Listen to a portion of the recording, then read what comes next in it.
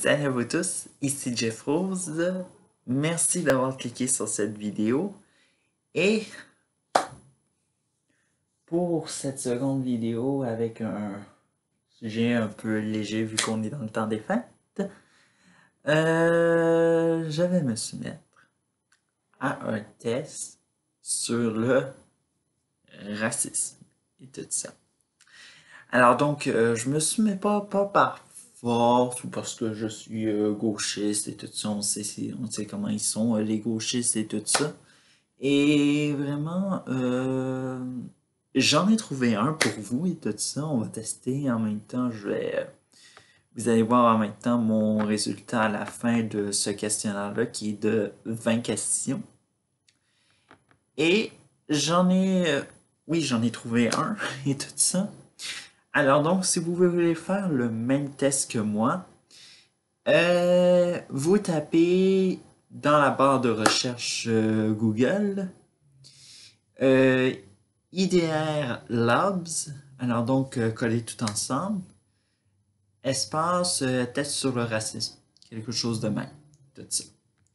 Alors donc, ce test n'est pas un test comme genre improvisé ou quoi que ce soit, il est basé sur des recherches faites par l'université du Maryland et l'université, je pense que UC, ça veut dire l'université de la Californie ou californien, quelque chose de même, bon, de Santa Barbara. Alors donc, on y va. Alors donc, j'espère que vous allez apprécier cette vidéo-là.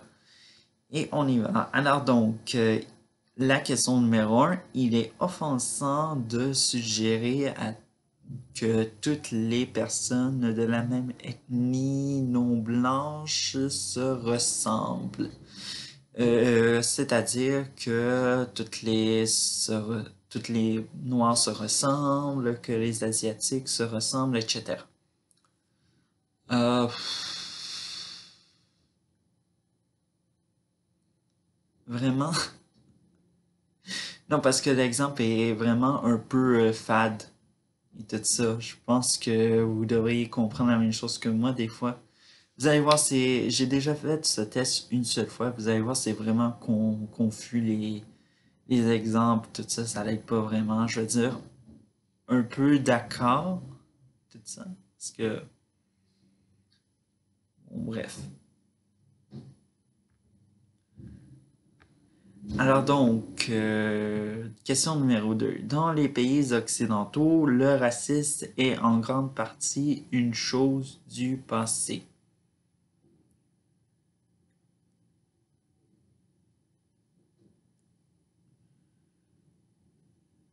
Euh, une chose du passé. Mais il faut dire que, premièrement, dans les pays occidentaux, c'est quelque chose qui est moins présent aujourd'hui, mais qui persiste quand on va dans ce qu'on appelle des états profonds, tout ça. Et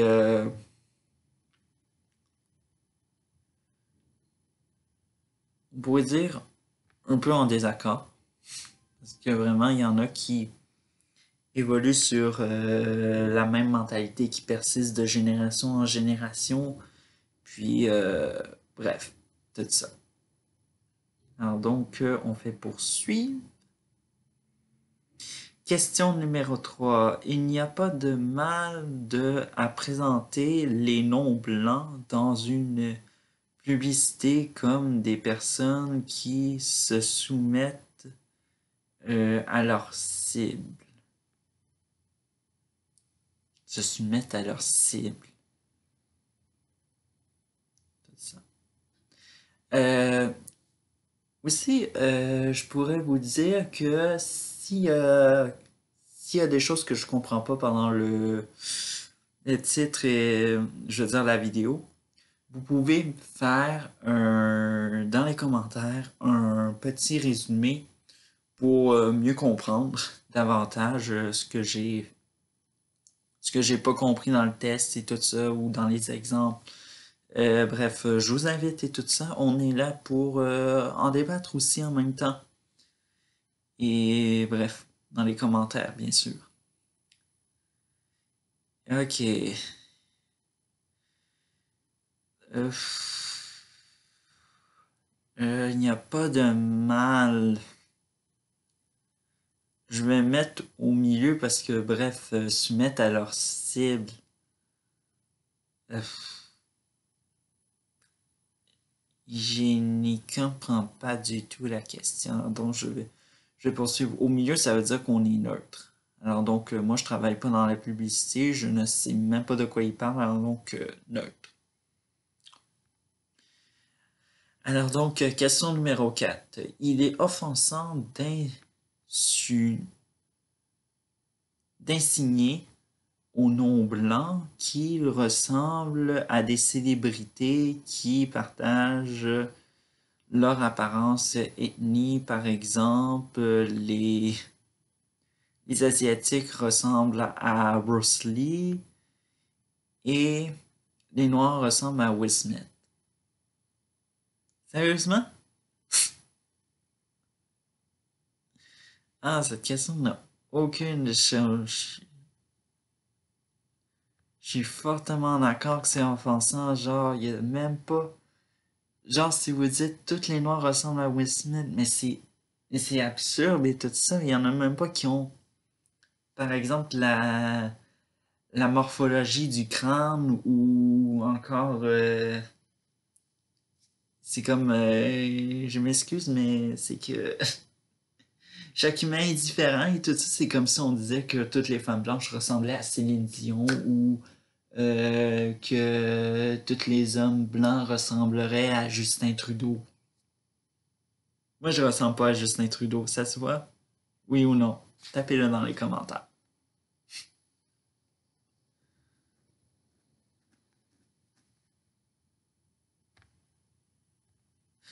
Question numéro 5. Il est normal de supposer que les personnes non blanches sont à la hauteur de leurs stéréotypes raciaux. Par exemple, les Noirs sont bons en le sport, les Asiatiques sont bons en maths. Sérieusement? En tout cas, moi je connais des... Ok, on sait que, bon, il y a beaucoup de noirs dans le sport et tout ça, mais c'est pas parce que s'il y a beaucoup de noirs dans le sport que ça fait d'eux des meilleurs en athlétisme ou quoi que ce soit et tout ça. Ça dépend qui le veut être meilleur là-dedans. Et au niveau des Asiatiques et tout ça, bref, c'est comme ça on disait que les Blancs étaient juste juste bons en technologie et tout ça. Genre, il y a beaucoup de... C'est diversifié de nos jours. Genre, il y a beaucoup de personnes qui sont bons autant dans les sports, puis dans les mathématiques. Genre, je pense que chacune personne, qu'elle soit blanche, noire ou asiatique, je pense que chacune est bonne dans quelque chose de différent. Tout ça, moi, je suis fortement en désaccord.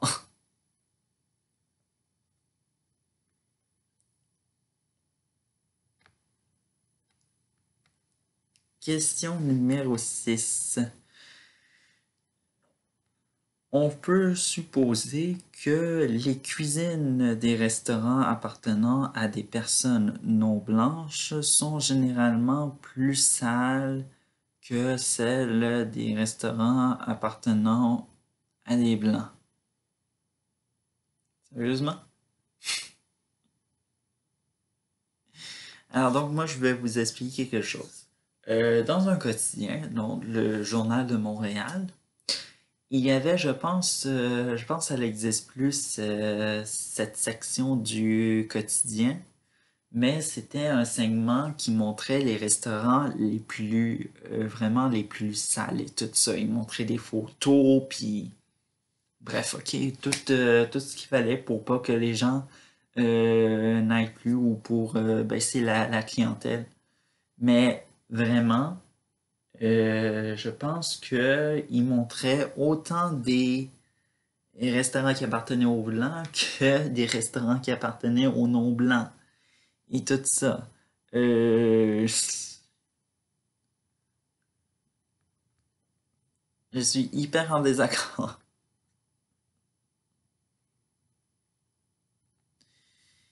Alors donc, la question numéro 7, il est offensant de dire aux non-blancs qu'ils parlent très bien espagnol. Hmm, ok. C'est comme si on disait quelqu'un qui parlait très bien français québécois. Le français québécois, ça c'est du monde qui viennent. Il y en a qui ont un super bons arguments pour dire ben j'ai grandi ici, tout ça. Ben c'est l'équivalence de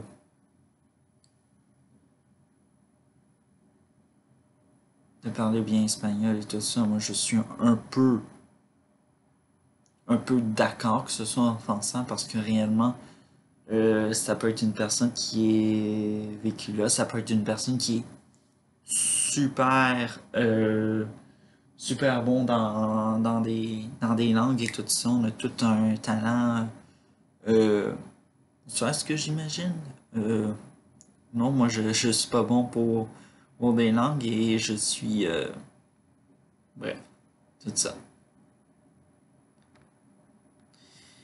La question numéro 8, il est légitime que les pays occidentaux imposent leurs restrictions à l'immigration les plus strictes aux personnes originaires de pays non blancs. Euh, ok, co-immigrants de pays blancs. Tout ça. Est-ce que c'est légitime? Ça, c'est vraiment une bonne question. Et un peu légitime, je pense qu'on a eu le bel exemple de Donald Trump qui voulait arrêter l'immigration de personnes venant de pays musulmans parce qu'il y avait du terrorisme, quelque chose de même. Je dis pas que je crois en ça, mais littéralement, il voulait arrêter juste pour cette raison-là. Euh, je vais être dire un peu en désaccord parce que des fois, il y a certains qui peuvent apporter de bons arguments, il y a certains qui en apportent genre juste des points merdiques. Question numéro 9. Il est normal de présenter des personnes non blancs à, je veux dire, des personnages non blancs dans les dessins, je veux dire, les émissions de télévision comme s'ils parlaient un français médiocre et ou avait un fort accent. Est-ce qu'il est normal?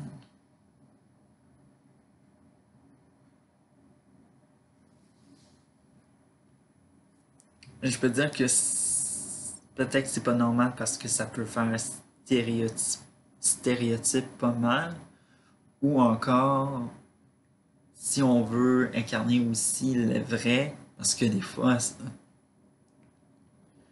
on l'a vu par exemple, je pense que je me rappelle, il y a certains qui disaient que dans Autant emporte le vent, en français, on avait dit que la servante noires avaient un accent, disons-le, parce que bon, c'était une blanche qui traduisait, hein, qui faisait le doublage, hein, tout ça. Et est-ce que c'est normal? Je dirais que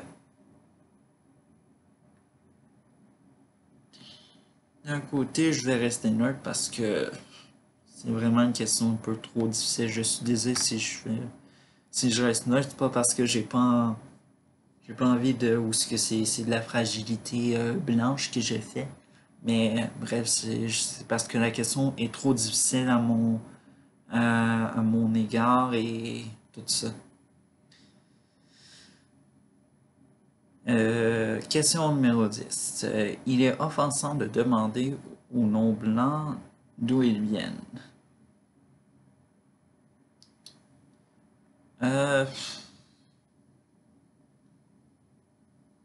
il y en a certains qui vont te répondre sans être confus, tout ça, mais au final ils vont être confus après avoir répondu. Euh, mais ça dépend. Il y a du monde qui accepte de répondre, puis il y a tant d'autres genre, qui sont suspicieux à ta question, genre. Euh, Est-ce que c'est offensant? Je dirais un peu en désaccord parce qu'il y a du monde qui sont. C'est une réponse qui est assez mitigée en termes, mais tout ça, ça dépend le type de la personne.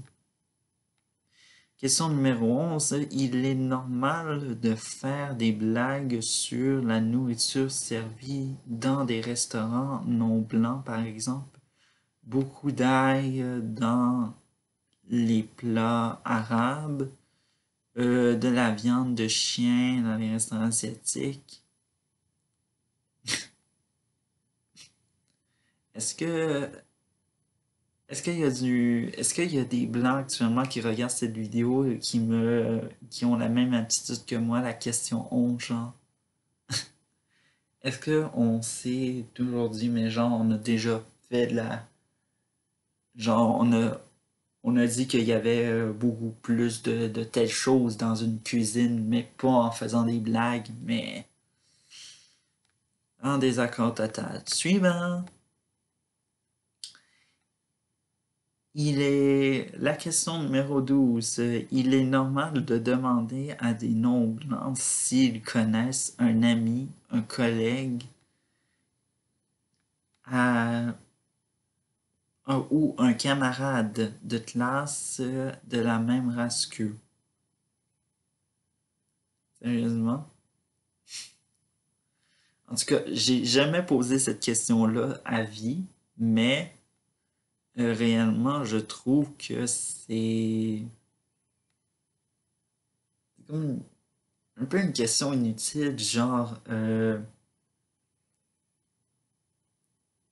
question inutile, genre, je pense que la personne a ses propres yeux pour savoir qui est de la qui est de la même race qu'elle, puis tout ça, mais bon, tout ça. Suivant. Question 13. Il est il est acceptable de présenter les non-blancs dans un film occidental en fonction de stéréotypes raciaux. Comme par exemple, euh, les Arabes comme étant enclins à la violence, les Asiatiques comme étant non affirmatifs. Est-ce que c'est acceptable? Acceptable, c'est comme genre, c'est comme si ils avaient oublié de dire que euh, les, euh, les blancs, je sais pas, les blancs brésiliens, ils faisaient il savait juste faire de la coke ou quoi que ce soit. C'est comme un peu fictif, mais des fois, ouais, ça peut blesser du monde, mais je- on pourrait dire, en effet, je suis neutre ou je... Oh, c'est des questions difficiles. Euh, qu'est-ce que je devrais dire? J'ai... Euh, excusez-moi, c'est... Bon, je vais rester neutre. Question numéro 14. Les livres d'histoire occidentaux devraient mettre en évidence les contributions des non-blancs dans la civilisation occidentale. Je suis parfaitement en accord avec ça. Parce que il faut savoir si je ne fais pas des erreurs, euh,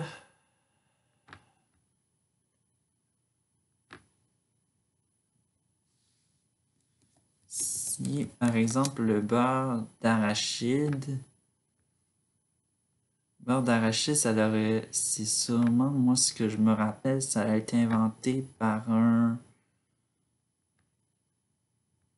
noir, si je me rappelle, et tout ça. Euh,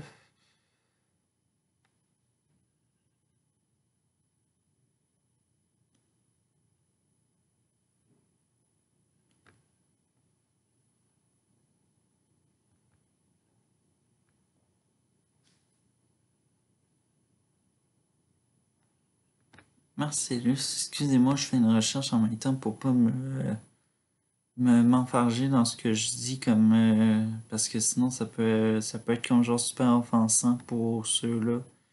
Décourageant, je veux pas décourager du monde. Si, mais...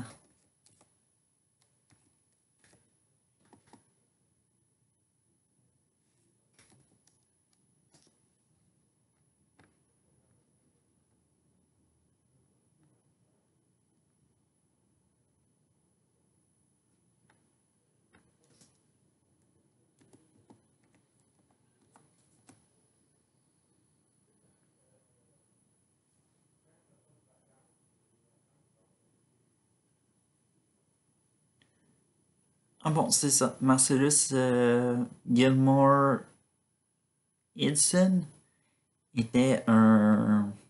C'est ça, c'était un Afro-Canadien et tout ça. Moi, je trouve super qu'on devrait apprendre ça dans les écoles, que le bar de peanut a été inventé par un Canadien et tout ça. Ça refera un petit peu de la fierté et tout ça. Moi, je dis que oui, on devrait mettre ça dans les inventions, surtout, surtout en sciences, parce que bon, voir que Marcellus, le gars en question qui a inventé le, le beurre d'arachide et tout ça, c'est ça. Alors, donc, je suis fortement d'accord. On poursuit. 5 petites questions avant le résultat. Et bon, il est offensant de demander à des non-blancs s'ils peuvent vous enseigner euh, des sports dans lesquels les personnes de leur race ont traditionnellement été reconnues. Par exemple, si les Noirs peuvent vous apprendre à jouer au basket, si les Asiatiques peuvent vous apprendre les arts martiaux. C'est sûr que quelqu'un, comme par exemple un Asiatique qui apprend les arts martiaux, c'est sûr que c'est pas une question Oui, ça peut être une question d'offense en même temps parce que, bon, ça peut être des fois fait de manière stéréotype et un petit peu intimidant en même temps, mais je suis un peu en désaccord parce que littéralement,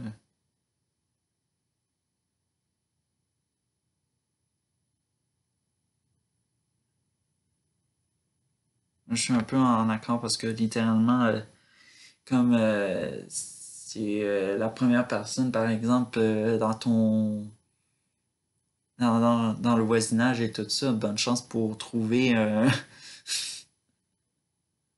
un noir dans ton voisinage pour jouer au basket et tout ça, mais non, franchement, c'est ridicule. Moi, la personne qui m'a appris à jouer au basket, je pense que c'était mon voisin blanc. Tout ça, alors donc on n'a pas eu besoin d'un professionnel noir qui savait jouer au basket et tout ça. Non, c'est super offensant, ce truc-là. Question numéro 16. Il est normal de présenter les minorités dans les publicités comme étant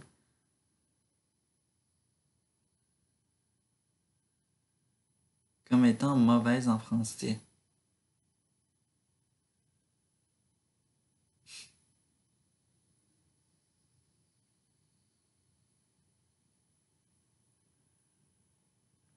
Je suis comme super en désaccord parce que littéralement, si on fait une publicité en français, on va pas mettre des acteurs qui parlent mal en français.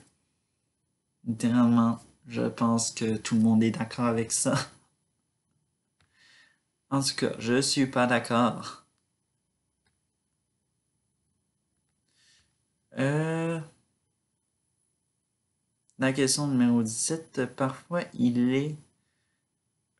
peu, il peut être nécessaire pour les gouvernements occidentaux d'arrêter ou d'enquêter sur des non-blancs pour des actions m'a- qui m'éveilleraient, ok, qui n'éveilleraient pas des soupçons si elles étaient commises par des blancs.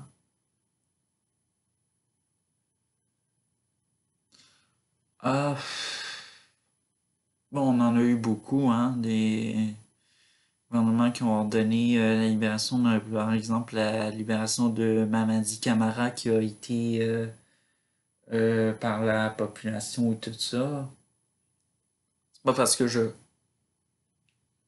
comprends la situation de qu'est-ce qui s'est passé et tout ça, mais on sait juste qu'il a été arrêté puis mis en prison puis il a dû attendre. Euh, est-ce que c'est ça a l'air complexe la question, alors donc je vais rester neutre. Numéro 18. Il est normal de supposer que la plupart des gens ont des amis qui partagent leur propre ethnie. Euh, bon, moi je peux dire que je connais des Noirs, mais ils ne partagent pas la même ethnie parce que il y en a un qui est congolais puis l'autre haïtien, mais bon, je suis comme un peu en désaccord.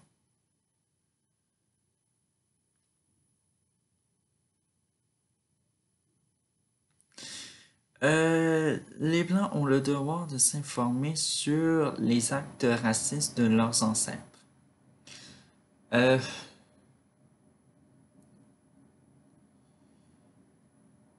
euh, les Blancs, oui, mais aussi les Arabes ont le devoir aussi.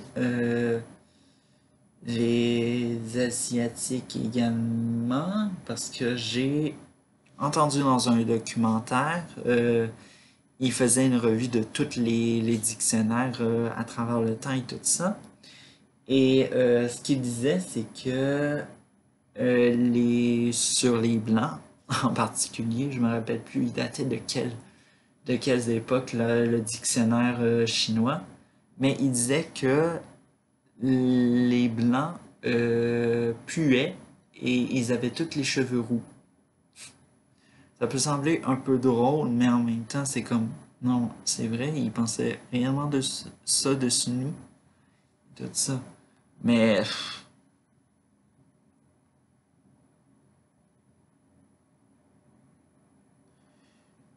je vais rester neutre parce que c'est pas juste à nous à faire des devoirs également, hein. Comme je l'ai énuméré, les Arabes, les Asiatiques, on est un peu dans le même panier, puis tout ça. Mais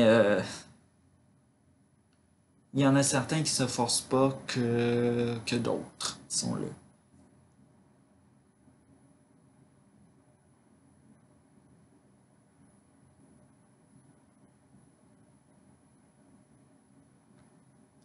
Dernière question avant d'aller au résultat. Je ne pense pas que les...